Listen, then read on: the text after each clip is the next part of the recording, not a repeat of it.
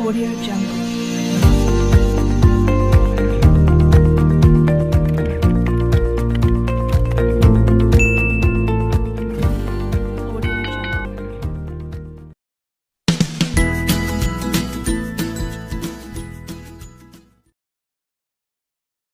Assalamualaikum warahmatullahi wabarakatuh. Apa kabar anak-anak Ustaz semuanya? Mudah-mudahan semuanya dalam keadaan sehat. Alhamdulillah, hari ini kita kembali melakukan proses pembelajaran yaitu Sejarah Kebudayaan Islam atau SKI. Pada hari ini kita akan membahas tentang Nabi Muhammad SAW membina masyarakat Madinah. Yang mana akan kita bahas yaitu dalam bidang agama, bidang sosial, bidang ekonomi, dan bidang pertahanan. Dan 4 inilah yang akan kita bahas. Pembahasan kita hari ini yaitu tentang Nabi Muhammad ketika sudah berada di Madinah. Kita ketahui bersama bahwa Nabi Muhammad SAW di samping sebagai seorang Rasul yang harus menyampaikan dakwah kepada umatnya, beliau juga seorang pemimpin atau penguasa pemerintahan di Madinah. Dengan demikian, beliau harus bisa mengatur waktu untuk mengurus dan menjalankan keduanya dengan sebaik-baiknya. Nabi mengupayakan dengan maksimal untuk bisa memenuhi segala kebutuhan umat maupun rakyatnya, baik kebutuhan sandang, pangan, dan papan. Beliau juga berupaya untuk mewujudkan rakyatnya hidup rukun, aman, dan sejahtera dalam satu ikatan negara dan agama. Ketika Nabi Muhammad pertama kali datang ke Madinah, sampai ke Madinah, yang pertama dibangun Nabi Muhammad SAW adalah masjid. Nah, masjid itu sangat banyak sekali fungsinya. Berikut ini beberapa fungsi dari masjid yang dibangun oleh Nabi Muhammad SAW. Masjid itu tidak hanya sebagai tempat ibadah atau pusat peribadatan kaum muslimin terhadap Allah, tetapi juga sebagai pusat pendidikan dan pengajaran agama. Di dalam masjid juga berfungsi sebagai pengadilan untuk memutuskan perkara-perkara yang muncul di masyarakat. Masjid juga sebagai tempat bermusyawarah dan pertemuan-pertemuan lainnya.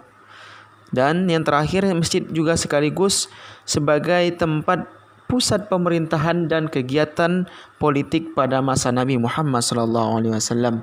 Begitu banyaknya fungsi masjid ketika di zaman Rasulullah SAW. Setelah Nabi Muhammad SAW membangun masjid, Nabi Muhammad SAW menciptakan persaudaraan baru antara kaum muslimin Mekah yang disebut dengan kaum Muhajirin dengan kaum muslimin Madinah yang disebut dengan kaum Ansar, yang mana Rasulullah menyatukannya bertempat di rumah Anas bin Malik. Dalam menyatukan kaum Muhajirin dan kaum Ansar ini, yang pertama berdasarkan akidah, yaitu keyakinan kepada Allah Subhanahu wa taala. Yang kedua, tujuannya untuk menghilangkan fanatisme jahiliyah, dan yang ketiga, menghapus perbedaan-perbedaan yaitu keturunan, warna kulit, dan daerah. Selanjutnya, dalam bidang ekonomi, usaha Rasulullah SAW dalam membina masyarakat Madinah dalam kegiatan perekonomian adalah mengusahakan perdagangan yang lebih baik. Rasulullah SAW dalam mengembangkan perekonomian di Madinah menerapkan beberapa aturan dalam berdagang, antara lain, satu, dalam berdagang dilarang bersumpah palsu. Yang kedua, membantu masyarakat yang membutuhkan. Yang tiga, tidak dibolehkan menggunakan riba. Yang keempat, berdagang dengan benar dan jujur. Dan yang kelima, tidak boleh menimbun barang dan melakukan monopoli. Sehingga perekonomian di Madinah lebih baik. Setelah Nabi Muhammad SAW menyatukan kaum Muhajirin dengan kaum Ansar, selanjutnya langkah yang dilakukan Nabi yang diambil Nabi Muhammad SAW yaitu dalam bidang pemerintahan dan keamanan adalah langkahnya yaitu Nabi mengadakan perjanjian yang dijadikan undang-undang. Undang-undang yang mengatur orang-orang Muhajirin, kaum Ansar, dan kaum Yahudi. Ada 3 kaum yang termuat dalam undang-undang tersebut, yaitu kaum Muhajirin, Ansar, dan Yahudi.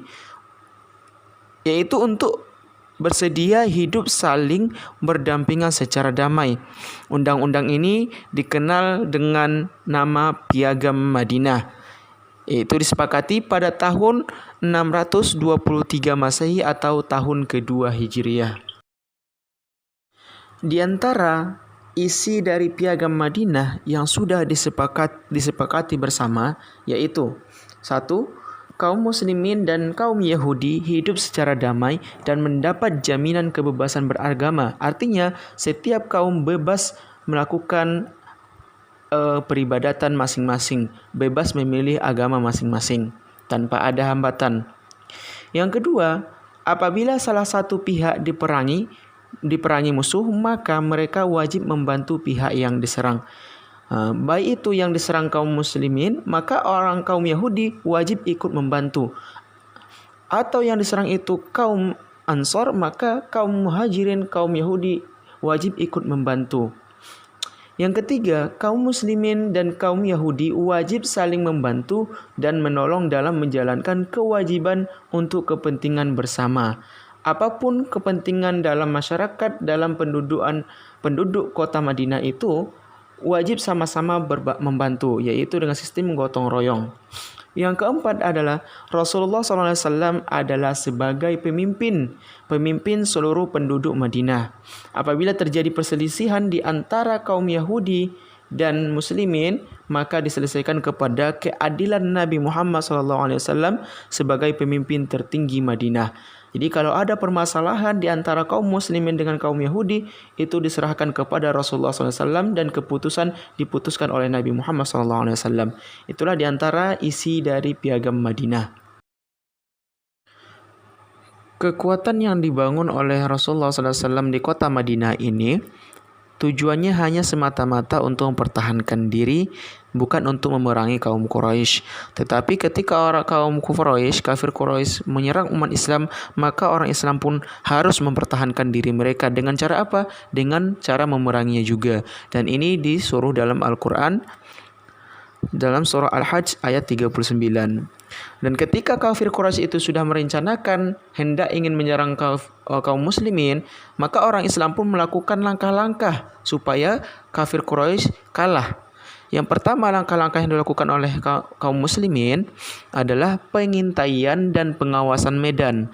Tujuannya itu untuk mengetahui seluk-beluk daerah-daerah perbatasan Madinah. Jadi yang pertama dilakukan oleh kaum muslimin adalah mereka mengintai dan mengawas di perbatasan-perbatasan Madinah supaya ketika kaum kafir Quraisy datang, mereka sudah bisa melihat. Dan di sana mereka juga melihat, mencari tempat-tempat untuk bersembunyi. Yang kedua adalah berperang. Tujuannya apa? Untuk mempertahankan diri agama Islam dari serangan kafir Quraisy. Ketika kafir Quraisy sudah menyerang, maka orang Islam pun wajib menyerang. Kalau tidak, umat Islam hanya berdiam diri, maka umat Islam akan kalah. Dan umat Islam akan hancur, pada meninggal semua. Lalu siapa yang melanjutkan agama Islam ini? Maka dengan itu umat Islam ketika diserang, maka mereka pun harus menyerang. Yang ketiga adalah tugas rahasia, yaitu sebagai mata-mata dan intel untuk mengetahui kalau ada serangan dari musuh. Ini adalah ada orang yang disuruh sebagai mata-mata pergi ke daerah kafir Quraisy mencari informasi apakah mereka akan merencanakan peperangan menyerang untuk kaum muslimin. Yang terakhir adalah embargo ekonomi, yaitu pelarangan ekonomi. Karena orang-orang Makkah ini menggunakan jalur Madinah. Jadi ketika orang-orang Makkah, orang-orang kafir Quraisy melakukan perdagangan, mereka melewati jalur Madinah.